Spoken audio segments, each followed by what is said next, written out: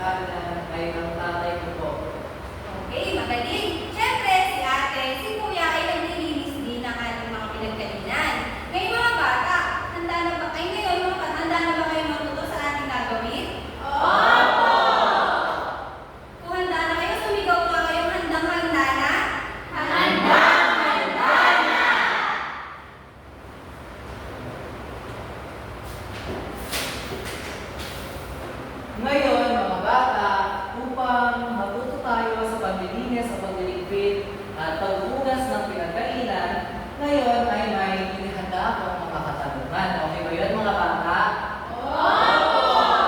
Okay. Ngayon, ipapaslit ko lang ang mga katanungan sa isawa.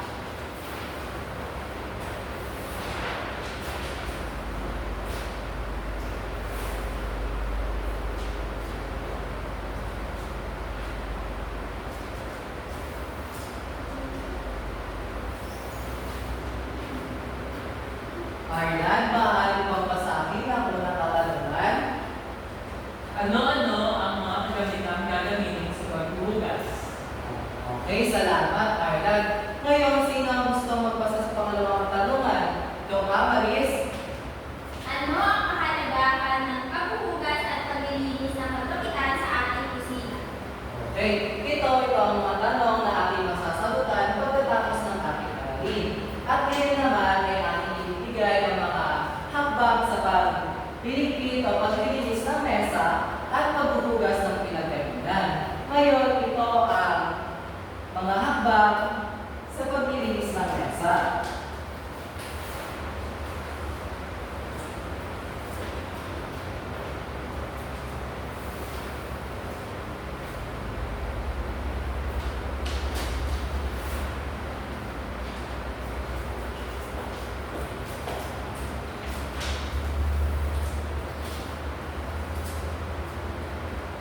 Sino ang gusto magbasa sa unang katanungan? Ikaw ba, Kate?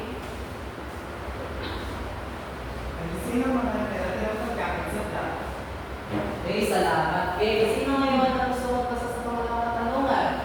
Ikaw nga, Maris? Pagsama-samahin ang mga magkakaparehong pinggan at ilagay sa tray.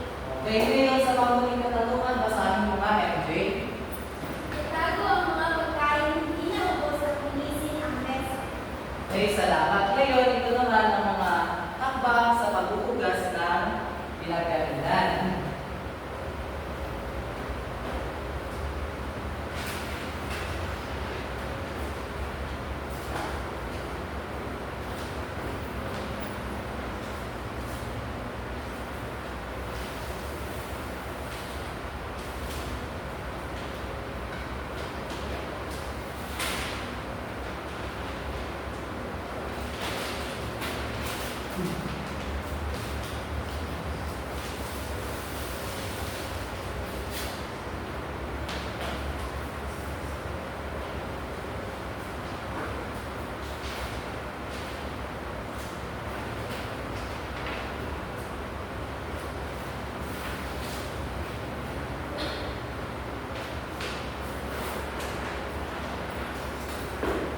Ngayon, mga bata, basahin niyo nga ang unang hakbang sa paghuhugas ng lamesa ay ng pinagkainan. Ilagay ang mga hugas ang pinagkainan sa dakong kanan ng lababo ayon sa pagkasunod-sunod. Baso o glassware, kubyertos o silverware, plato o chinaware, sandok at syansi, kaldero, kaserola, kawali at iba pa. Okay, ngayon ang pangalawang katanungan niya, basahin mo nga, Arlan. Sabunin ang mga ito gamit ang maliit na palanggana na may sabon o dishwashing liquid at esponja o sponge. Salamat, Arlan. Ngayon, basahin mo nga ang susunod na hakbang. Tiyaking malinis ang mga ito bago gamitin. Sundin ang pagkakasunod-sunod sa pagsasabon. Salamat, kasi ngayon, sino ang gusto magbasa sa susunod na hakbang? Ikaw nga, Abby. Kwentlawang mabuti. Kuskusin upang maalis ang dumikit na sabon at maalis ang amoy. Salamat, Abby. Ngayon ang susunod na hakbang, basahin mo nga, MJ. Kapag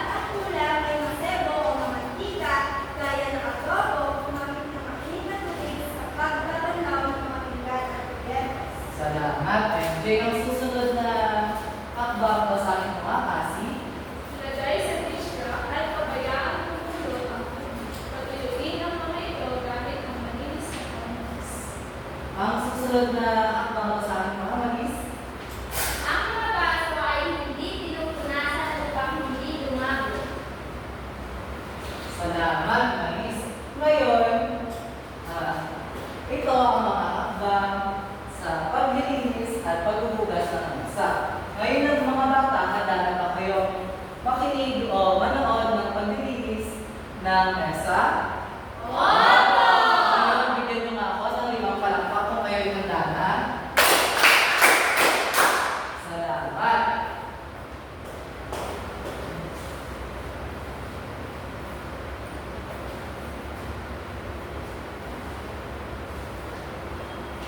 At bago dyan, muna pala, ay ipapakilala ko muna ang mga kagamitan na ating gagamitin sa ating klase.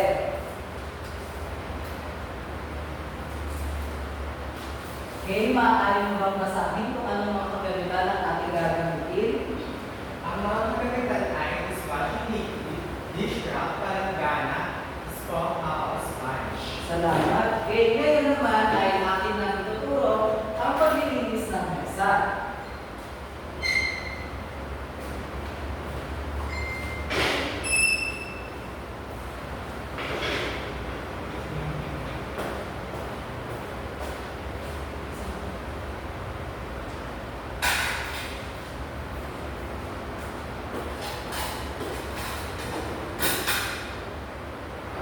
Ngayon, Arlan, maaari mo bang basahin ulit ang mga hakbang sa paglilinis ng mesa? Una, alisin ang mga tira-tirang pagkain sa plato. Pangalawa, pagsama-samahin ang mga magkakaparehong pinggan at ilagay sa tray. Okay.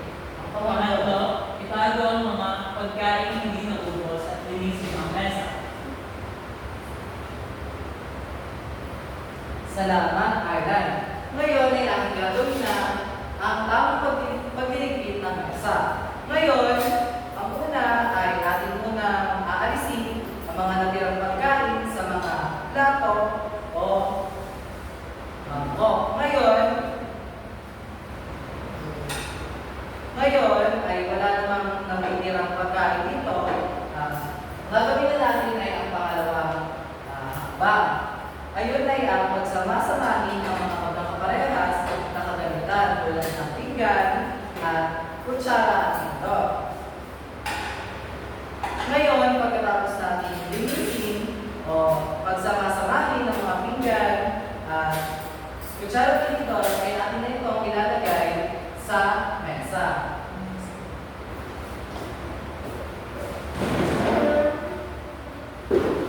Ngayon, pagkatapos natin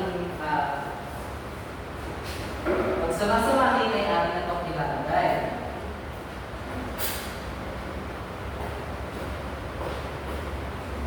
Ngayon naman mga bata, matutunghayan natin ang tamang proseso ng paghugas ng mga pinggan, baso, kutsara at cup. Ngayon, maaari mo bang basahin ang unang hakbang ulit sa paghugas ng pinggan, Cassie? Ilagay ang mga hugas ng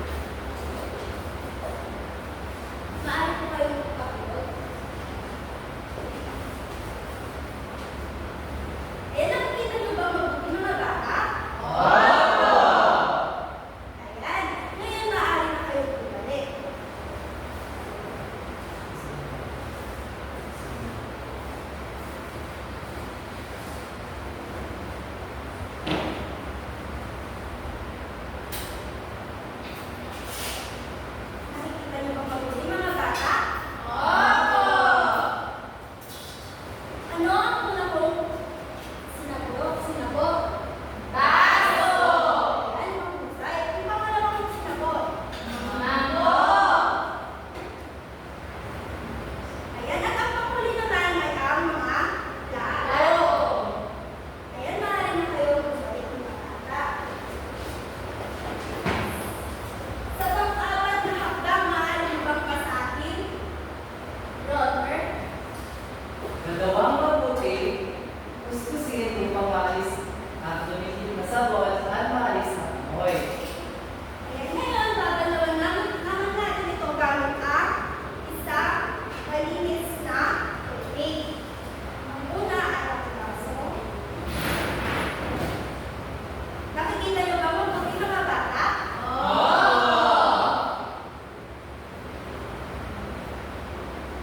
Susunod naman ang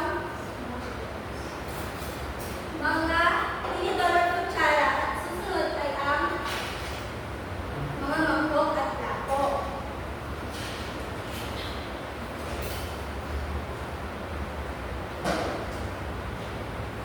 Nakikita niyo ba mga bata?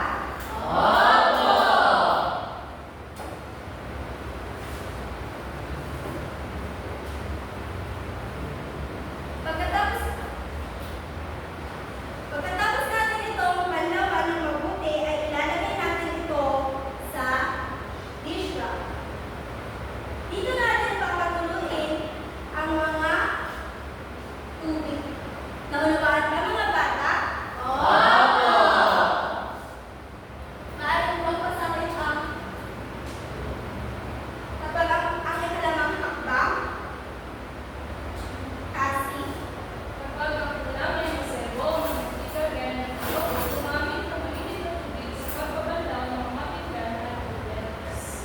sa pang-anim na hakbang, maaari mo bang pasahin cake? Ilagay sa dish rack at pabayaan tumulo ang tubig. Patuyuin ang mga ito gamit ang malinis na pampunas. Ayan, papatuloyin natin ngayon ito gamit ang isang malinis na pampunas. Naunawaan ba mga bata? Sa pang-pitong hakbang, maaari mo bang pasahin Haris? Ang mga baso ay hindi pinupunasan upang hindi lumago. Tama. Ngayon, sa pang-walong hakbang, maaari mo bang pasahin Abby? Dito ilagay ang mga ito sa dapat kalagyan. Pagkatapos hugasan, patuyuin ang lahat ng pinagkainan at pinagtutupad.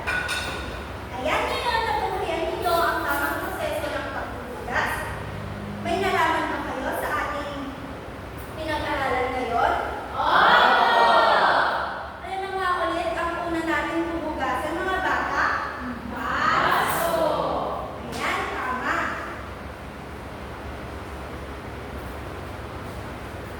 Yan. Ngayon na alam na ang tamang pagbubukas at pag-iubit ng mesa, ngayon naman, sasagutin na natin ang mga katanungan na ating binasa kanina. Maaari mo bang basahin ng Kay ang unang tanong? Ano ang magandang gagamitin sa pagbubukas? Salamat. Sino gustong sumagot? Sige, Robert. Ang mga kagamitan ating gagamitin sa paghuhugas ay ang dishwashing liquid, dish rack, palanggana, at spong apple sponge. Ay, mahusay. Eh, sa ikalawang tanong naman, sino bang gustong pumasa? Ikaw nga, Arlan? Ano ang kahalagahan ng paghuhugas at paglilinis ng kagamitan sa ating kusina? Salamat. Sino bang gustong sumagot? Ikaw nga, Maris? Upang maalis, ay upang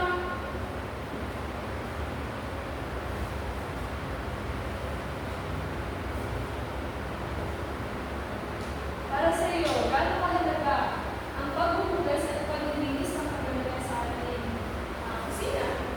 upang maging makaiwas po tayo sa sakit po.